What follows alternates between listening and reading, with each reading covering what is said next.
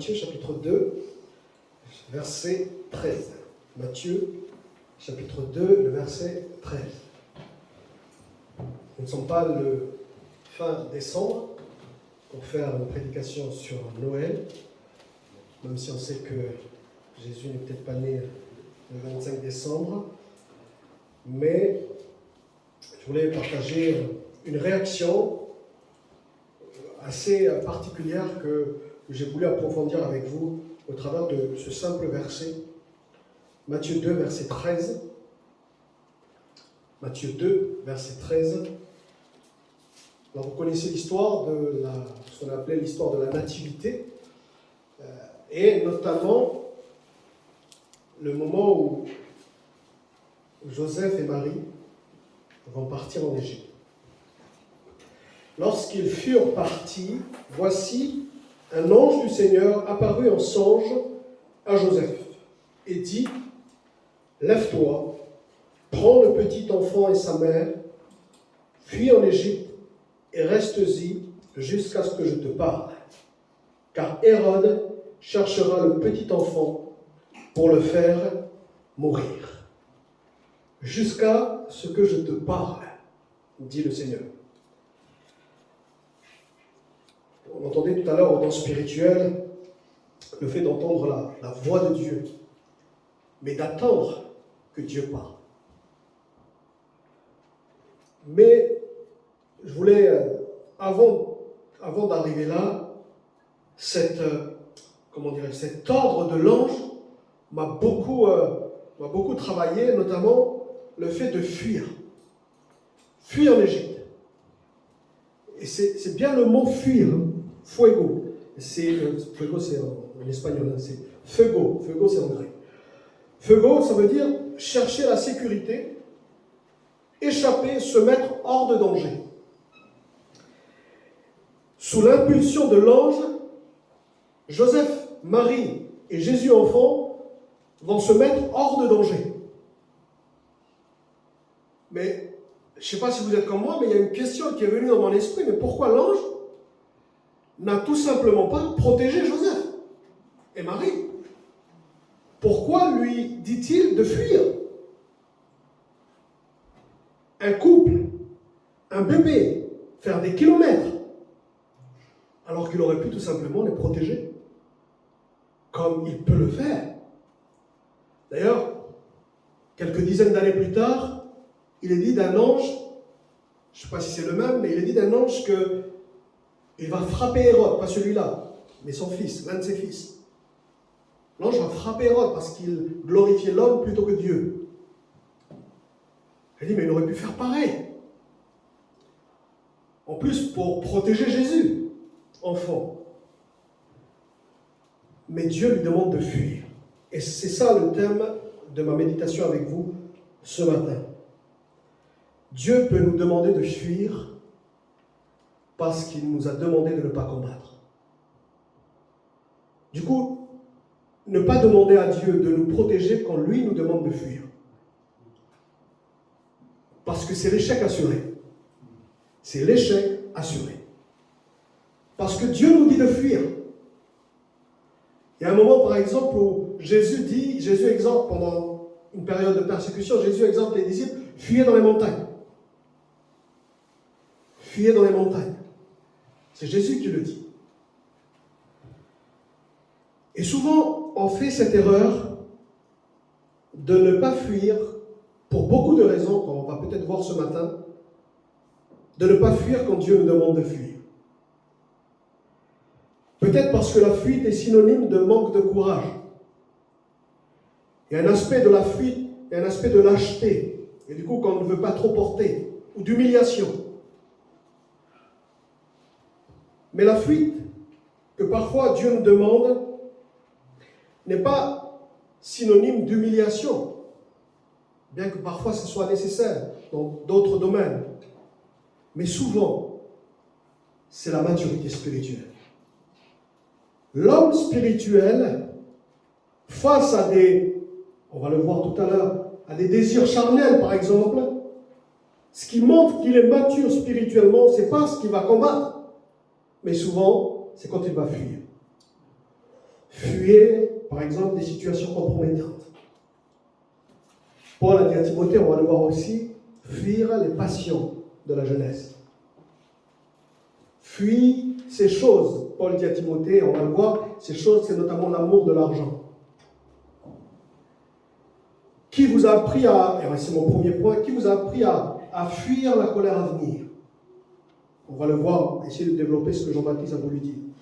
Mais ça m'a fait rappeler un témoignage d'un jeune de la tribu. C'était l'un des premiers à se convertir dans la tribu et on le connaissait pour être bagarreur.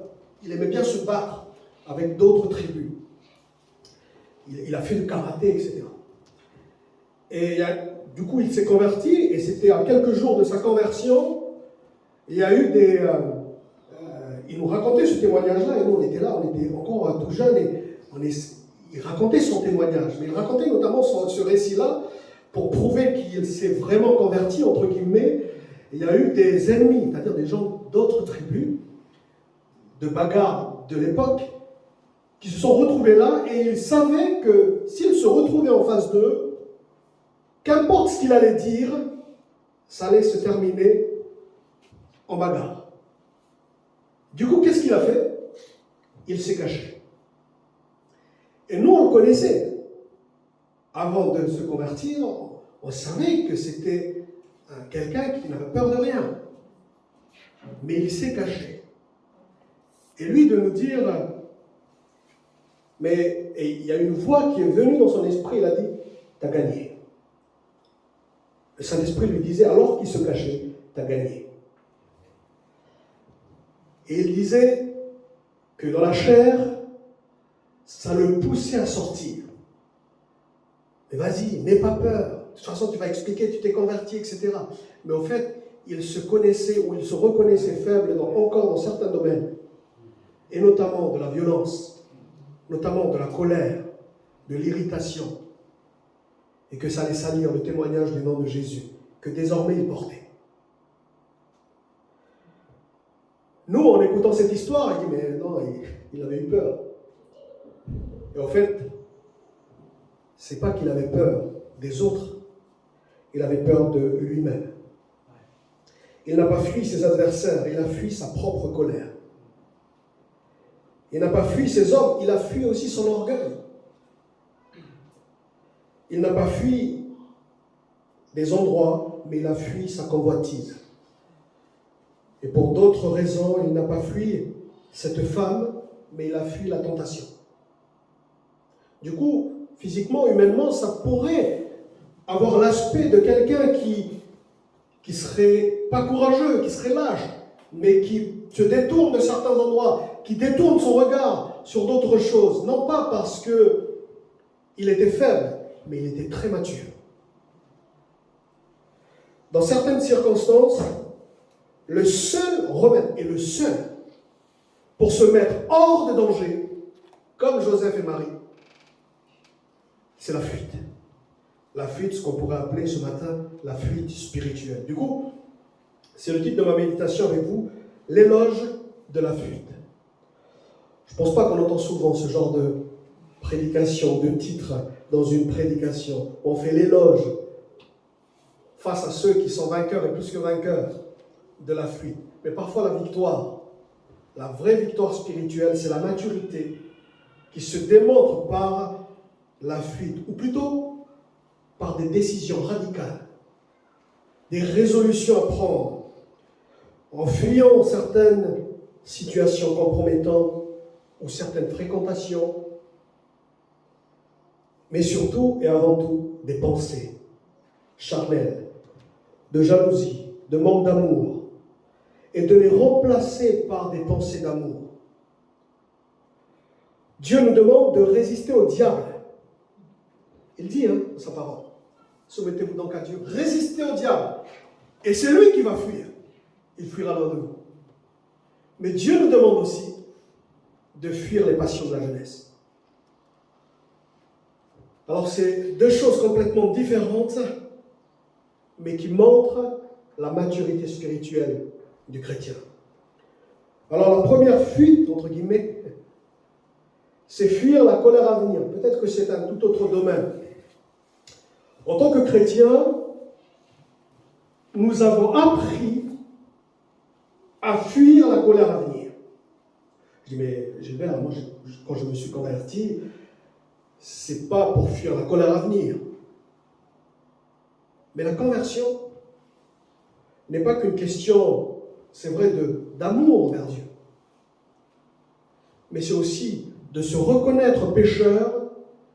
Et au moment où on se reconnaît pécheur, on s'aperçoit que ce que l'on mérite, c'est quoi, frères et sœurs? C'est pas la colère du diable, c'est la colère de Dieu. Et du coup, Jésus vient pour nous protéger de cela.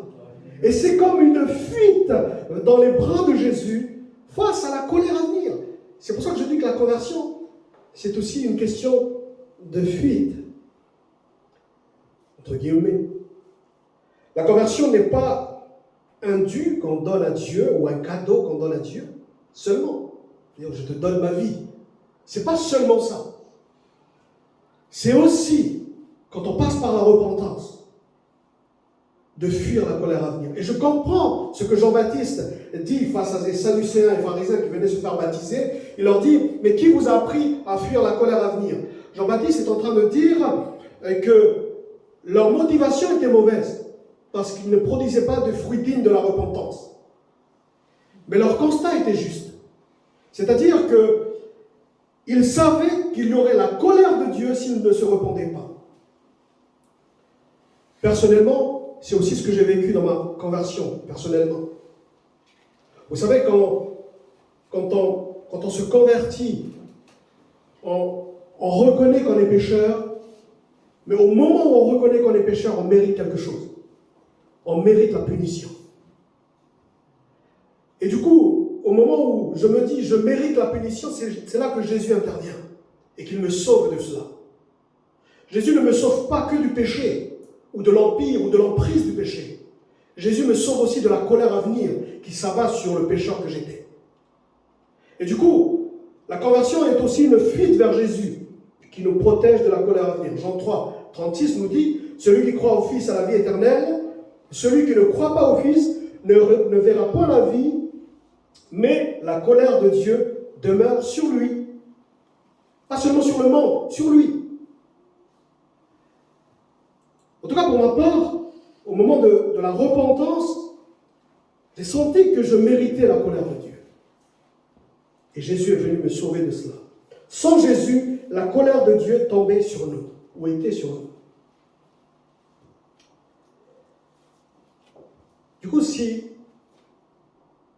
vous me dites que vous êtes venu à Jésus seulement parce que vous voulez donner votre vie à Jésus, sans passer par ce que je vous ai expliqué tout à l'heure, c'est-à-dire cette repentance qui reconnaît qu'on mérite, d'une certaine manière, la colère de Dieu, mais grâce à Jésus, on a été sauvé de cela, eh bien, il va manquer quelque chose à votre vie chrétienne.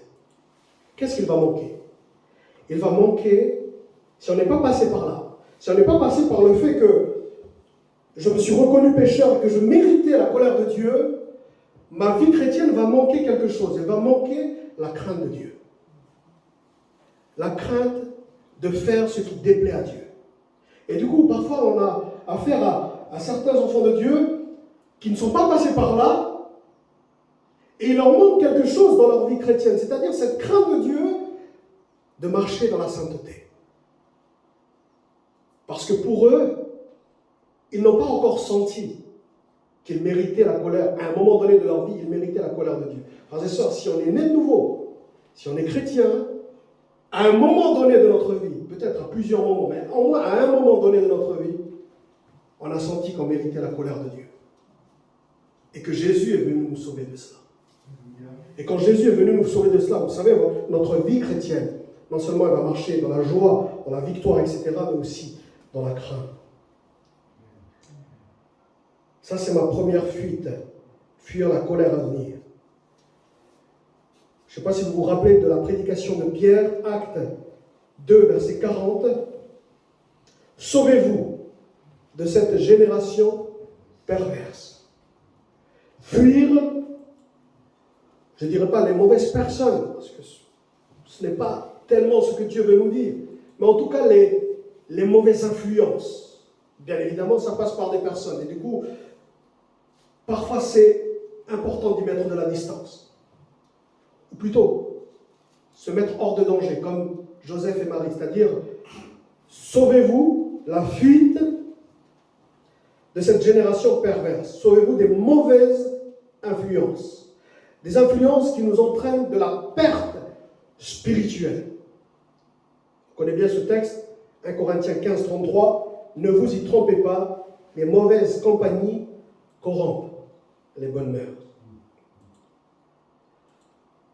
Voilà. On sait qu'il ne s'agit pas de se couper du monde. On a bien compris. Et encore moins de nos proches.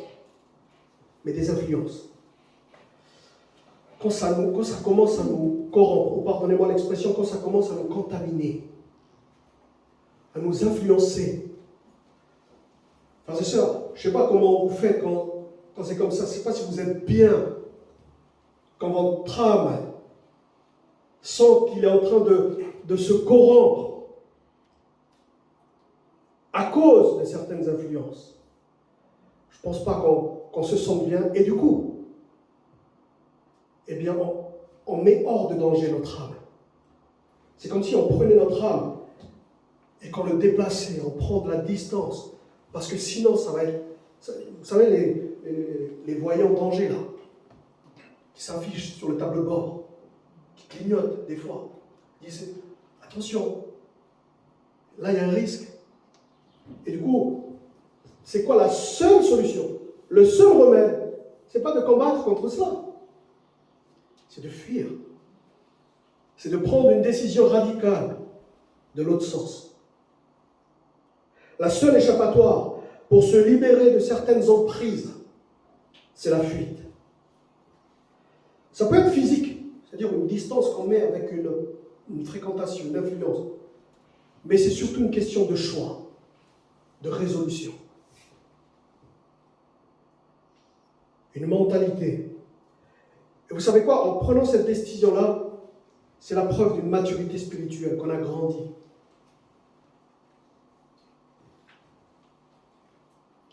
Il y a des enfants de Dieu qui ne seront jamais épanouis parce qu'ils n'ont pas décidé de fuir des mauvaises influences, de fuir des choses qui corrompent leur âme.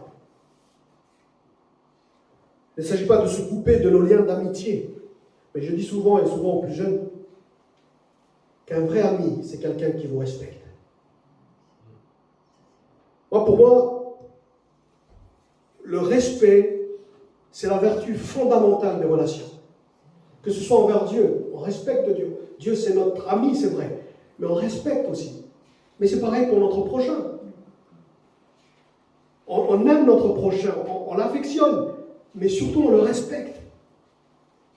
Peut-être qu'il faut toute une prédication pour parler de cette vertu-là, mais je pense que la vertu fondamentale d'une relation, c'est le respect. Et si quelqu'un ne vous respecte pas, prenez de la distance. Non pas de couper avec lui, mais le respect. Peut-être que ça va arriver dans une période de persécution, certainement. Et que parfois, comme Jésus le dit, dans un contexte de persécution, il faut fuir dans les montagnes. Peut-être pas physiquement, mais un état d'esprit, un choix radical.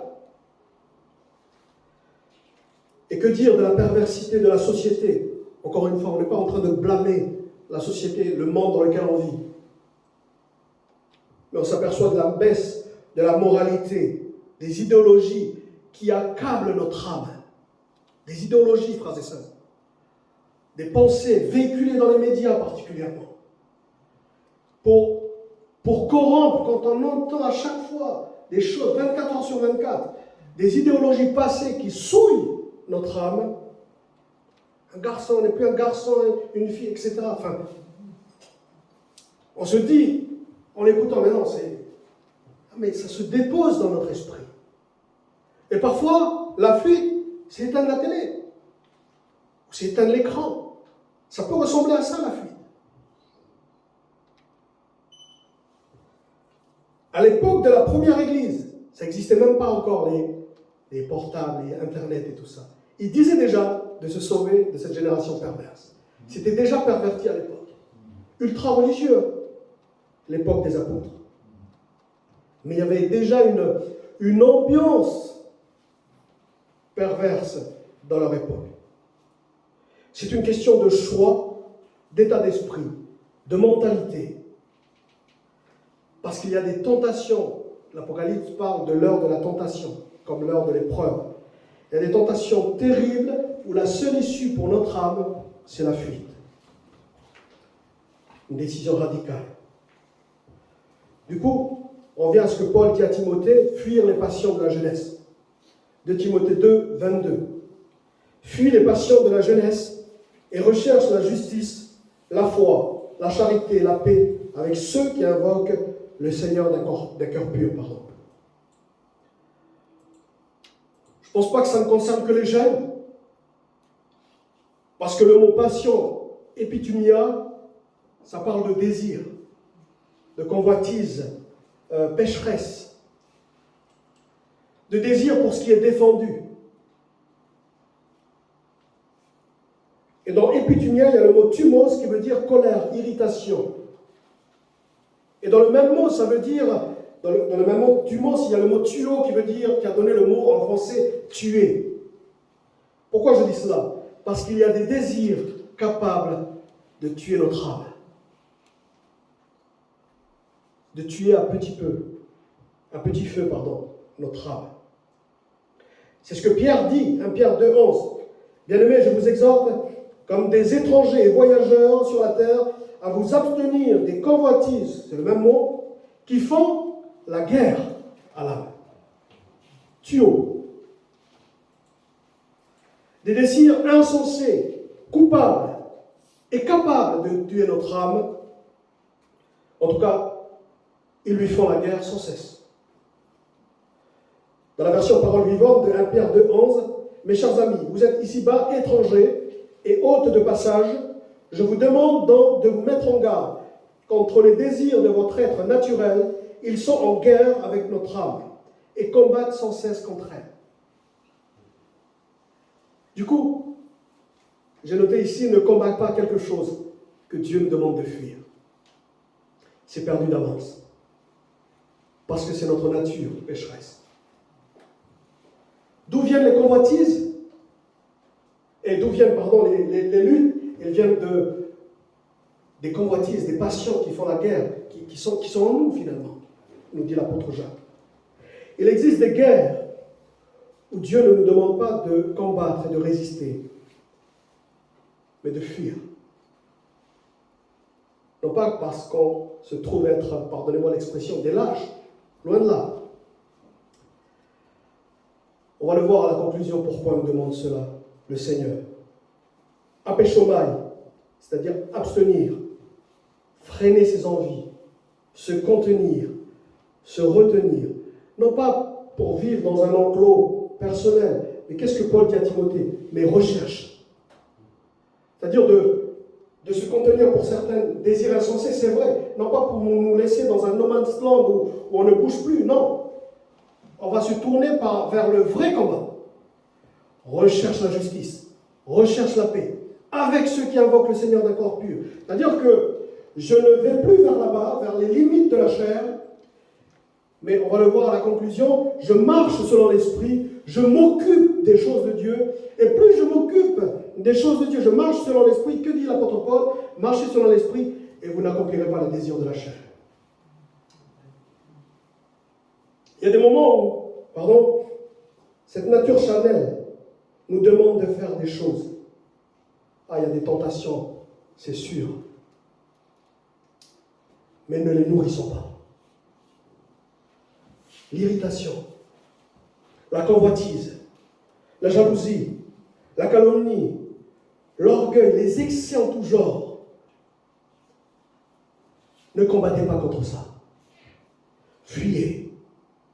Fuyez, ça veut dire marcher selon l'esprit. Parce que Paul dit à Timothée, encore une fois, je le répète, recherche.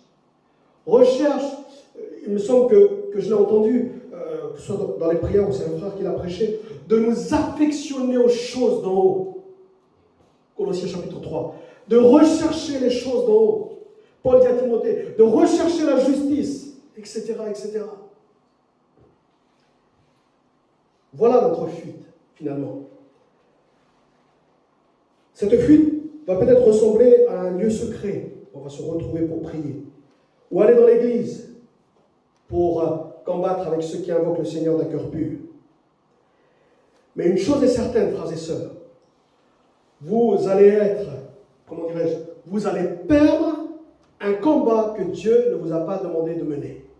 Vous allez perdre. Et ce que j'appelle ces combats, ce sont les combats contre les limites des œuvres de la chair. Parce que souvent, dire qu'on n'a pas encore franchi la limite du péché, mais on reste dans la limite. Mais tôt ou tard, si vous restez dans la limite, vous allez finir par pécher. Parce que vous êtes en train de nourrir quelque chose au lieu de se tourner vers les choses d'en haut et de commencer à rechercher. Voici les limites des œuvres de la chair. Galates 5, 19, 21. Je lis dans la version Parole de vie parce qu'il nous donne peut-être un petit peu plus de vocabulaire. Galates 5, 19. Parole de vie.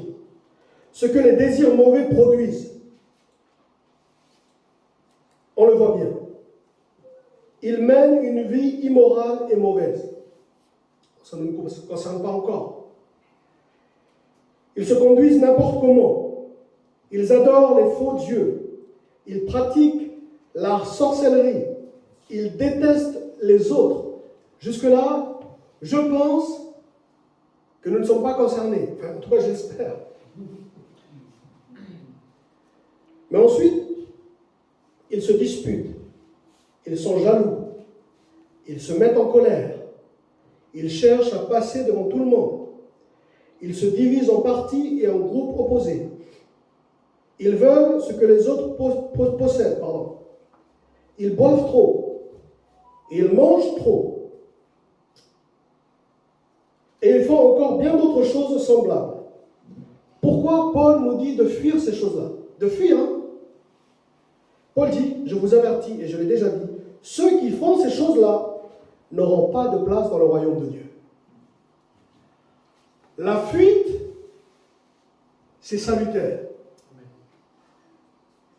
Si on reste dans cette limite-là, on commence à nourrir des pensées de jalousie, de devancer les autres, d'orgueil, se mettre en colère, etc., des excès en tout genre, l'apôtre Paul dit, il aura un coup de mou spirituel. Il ne dit pas ça. Hein. Il dit, c'est même pas la peine pour le ciel. Et c'est pour ça qu'il faut vite se mettre hors de danger. Il faut vite se mettre hors de danger. Et du coup, rechercher ce que Paul demande à Timothée, la justice, etc. Chercher un mouchoir. Non, c'est pas grave. C'est pas bon pour la vidéo, mais c'est pas grave.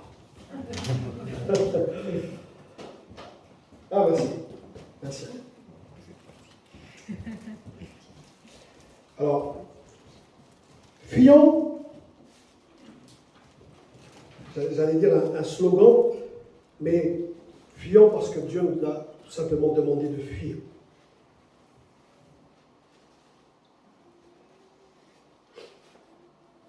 Ensuite, il y a l'amour de l'argent.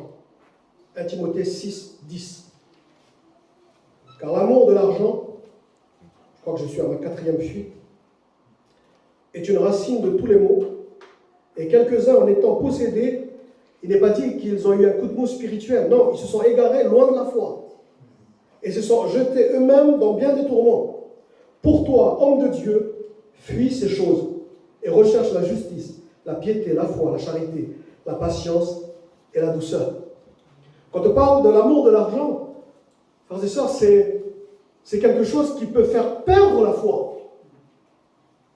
Et du coup, se mettre hors de danger, je dirais illico presto. Se mettre hors de danger. Hier, j'ai eu une petite expérience. En retirant de l'argent dans le distributeur, et du coup j'ai mis dans un portefeuille une fermeture. Et en ouvrant la fermeture pour récupérer un billet, j'ai déchiré un billet de 50 €. Mais déchiré, vraiment déchiré. Hein. Bon, je pense que la réaction normale, c'est vraiment... bon, c'est 50 € quand même, c'est pas 5 €. Hein. Et du coup, je me suis dit, mais qu'est-ce que je vais dire à ma femme d'une. Et après, il y a tout un tas de... Comment dirais-je? Comme si j'en dépendais, frères et sœurs. C'est 50 €, tu ne sais pas ce que tu vas payer avec, etc. Tu as perdu quelque chose. Tu as perdu la joie. En 5 minutes, j'en étais triste. En 5 minutes, j'en étais triste, mais comme si ma joie dépendait de ça. Reprends-toi. Ta vie ne dépend pas de ça. Le Saint-Esprit, reprends, ta vie ne dépend pas de ça. C'est vrai, c'est 50 €. Tu peux t'acheter beaucoup de choses. Ta joie, ta louange, ta vie ne doit pas dépendre de ce billet. J'ai essayé de le recoller quand même. Mais je crois que c'est normal. Mais que ma vie ne dépende pas de ça. Il faut manger, il faut avoir un toit, etc.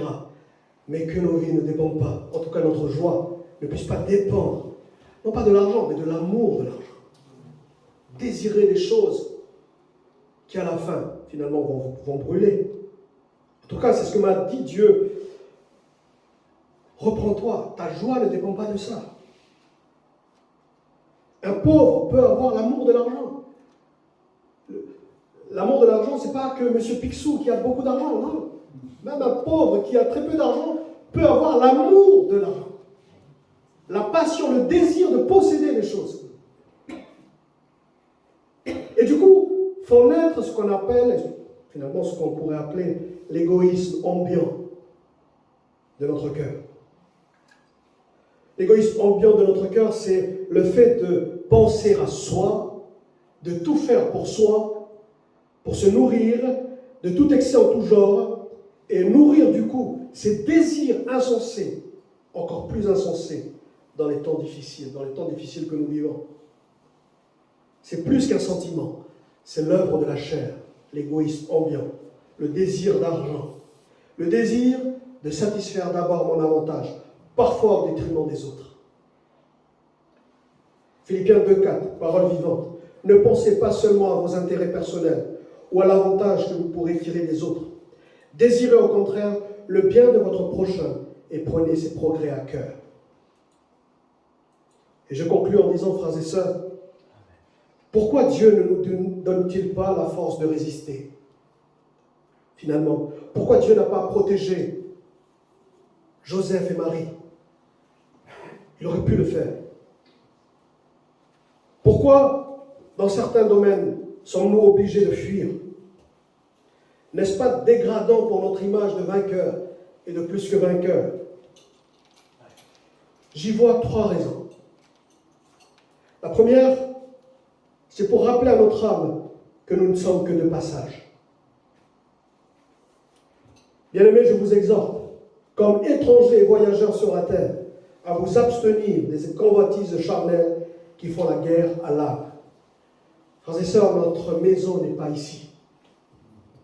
Notre patrie, elle est céleste. Amen. Nous ne sommes que de passage ici. Je disais, c'est important d'avoir 50 €. Mais les 50 € vont rester au moment où moi je vais partir. Bon, je vais chercher les choses d'en haut, où Christ est assis à la droite du Père. Amen. La deuxième raison, c'est pour nous garder notre dépendance, non pas envers l'amour de l'argent, mais notre dépendance envers Jésus. Ma joie dépend de lui. Ma louange dépend de lui. Ma sécurité c'est lui. Ma sécurité, c'est lui. Je ne crains pas l'avenir, non pas parce que j'ai 50 euros. Je ne crains pas l'avenir parce qu'il est avec moi. Il est avec moi. Et même si je dois habiter sous une tente, c'est moins confortable. Mais tant que Jésus est avec moi, ça me suffit. Je le dis avec force, frères et sœurs. Il faut nous rappeler que nous sommes que des pèlerins sur la terre. Et enfin, la troisième raison, c'est qu'il faut marcher selon l'esprit. La fuite n'est pas, encore une fois, une activité physique où on fuit l'ennemi, non. La fuite, c'est le symbole de la maturité spirituelle et c'est une activité de conquête, laquelle la marche selon l'esprit. Fuis ces choses et recherche la justice, la piété, la foi, la charité, la patience, la douceur. Recherche la justice, la foi, la charité, par 2 fois, l'apôtre Paul a dit à Timothée. Au lieu de nous engager dans des combats inutiles, où on joue les limites de la chair, on essaie de combattre la chair finalement par la chair. Comment combattre contre des désirs insensés? Comment combattre contre les tentations? Il y a beaucoup de prédications comme ça. Comment résister à la tentation, etc., etc. Non. Dieu ne demande pas de résister à la tentation. Dieu nous demande de résister au diable. Par contre, Dieu nous demande de marcher par l'esprit. Ça veut dire de nous affectionner aux choses d'en haut. Marchez selon l'esprit et vous n'accomplirez pas. Vous ne tomberez pas. Marchez selon l'esprit et vous ne chuterez pas. Vous ne tomberez pas dans la chair. Vous n'accomplirez pas les désirs de la chair. Recherchez les choses d'en haut. En fait, cette fuite n'est pas une notion de lâcheté, mais c'est une orientation spirituelle. Je change d'orientation. Je ne poursuis plus ces choses, ou je n'essaie même plus de combattre contre ces choses qui sont finalement en moi. Mais je poursuis autre chose. Je vais vers l'esprit. Je poursuis la paix, la justice, la sainteté, la sanctification, etc. Finalement, la marche par l'esprit n'est pas une suite d'interdits, mais c'est une conquête, une recherche. On l'a entendu ce matin, la proximité avec Dieu, par exemple. La fuite n'est pas une faiblesse. La fuite, c'est que tout simplement on s'est trompé de combat et qu'il faut reprendre le bon combat. Ne pas combattre là où Dieu ne nous demande pas de combattre. Au moment où David se querellait avec Saül, plutôt le contraire, plutôt l'inverse, Tsiklag était en train de brûler. 1 Samuel chapitre 30. Cette image est venue dans mon esprit lorsque je préparais cette méditation. Tsiklag était en train de brûler et David et Saül étaient en train de se quereller parce qu'ils étaient dans un mauvais combat. Et pendant qu'ils étaient dans un mauvais combat, pendant que nous sommes dans un mauvais combat, notre âme est en train de brûler. Pendant que nous sommes dans un mauvais combat entre frères et sœurs, l'Église est peut-être en train de brûler, spirituellement. Alors reprenons le flambeau, si je puis dire. Cherchons à aimer Jésus et notre prochain. Combattons le bon combat, le vrai. Et mettons-nous hors de danger avec les limites de la chair pour commencer à marcher selon l'Esprit. Le Saint-Esprit nous conduira toujours dans la présence de Dieu. On va prier. Parce que pour un instant, je vais peut-être faire un appel ce matin. J'ai envie de faire un appel parce que peut-être on lutte contre des choses, des vices. Parce qu'on lutte là où il ne faut pas lutter. Peut-être qu'il y a besoin de décisions radicales pour prendre de la distance, pour éteindre des choses.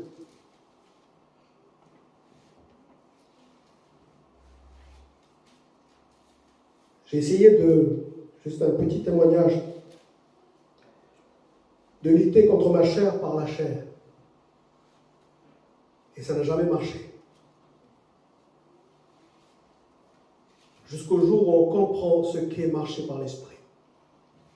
C'est une orientation spirituelle, de prendre une orientation vers le vrai combat. devant cesser de lutter contre ce que Dieu ne nous demande pas de lutter.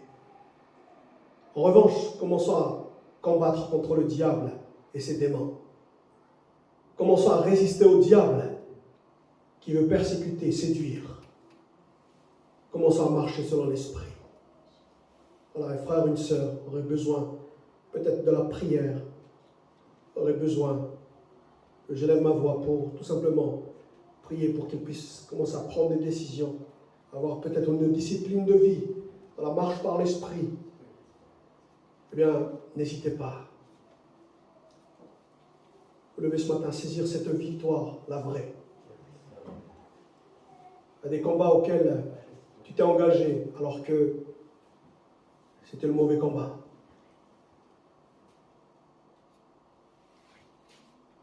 Marchez par l'esprit, laissez le Saint-Esprit conduire et vous n'accomplirez pas les désirs de la chair. Et vous ne tomberez pas dans la chair. Et vous ne tomberez pas dans l'irritation. Et vous ne tomberez pas dans la colère. Et vous ne tomberez pas dans la jalousie. Et vous ne tomberez pas dans l'égoïsme, dans l'amour de l'argent et toutes ces passions, des excès en tout genre. Ah, que le Saint-Esprit reprenne. Qu'il puisse à nouveau être le guide, comme on l'a entendu ce matin. Le guide. Au moindre soupir de l'esprit, j'y suis. Amen. Seigneur, bénis mes frères et sœurs. Oh Dieu, nous voulons commencer à marcher par l'esprit. À laisser le Saint-Esprit nous guider, Seigneur. Seigneur, j'ai tellement perdu mon temps à lutter contre ce que tu ne demandes pas de lutter. À chercher à avoir raison, alors que ce n'était pas le bon combat.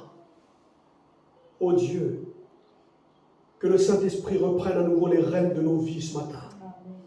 Que le Saint-Esprit soit à nouveau le guide suprême, Seigneur mon Dieu, de ma mentalité, de mon état d'esprit, Seigneur. Ah, que le Saint-Esprit vienne gouverner encore mon cœur, mon Dieu. Je prie également pour mes frères et sœurs. Ah Dieu, aide-moi à ne plus jouer avec les limites de la chair. Nourrir les pensées charnelles, que ce soit d'irritation ou de désir insensé, à ne pas les nourrir, mais à prendre une décision ferme. Seigneur Dieu, de rechercher la paix. Oh Dieu, dans le nom de Jésus, je te supplie. Amen. Alléluia, gloire à Dieu. Seigneur, nous bénisse tous ensemble. Alléluia.